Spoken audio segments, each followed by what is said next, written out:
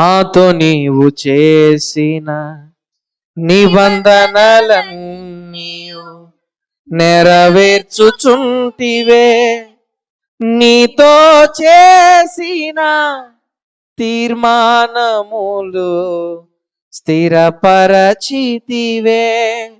అందుకే స్తుతి గణ మహిమల స్తోత్రాంజలి.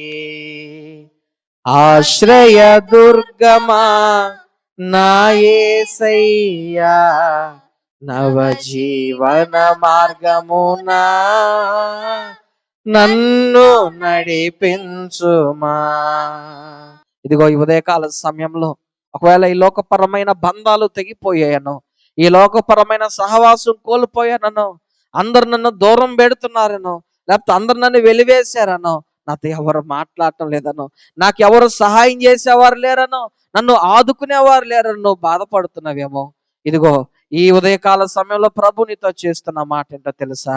నీతో నేను చేసిన నిబంధనలు మర్చిపోలేదు, నీతో చేసిన తీర్మానాన్ని నేను స్థిరపరుస్తాను వాగ్దానం చేస్తున్నాడు. అవునయ్యా, నువ్వు నాకు చేసిన వాగ్దానమును బట్టి స్తుతిస్తున్నాను. అవును, నీ వాగ్దానాలకు పరవాసిని అయిపోయాను అయ్యా. నీ రక్షణలో ముందు కొనసాగేదానికి మరలా నాకు కృపను దయచేయండి.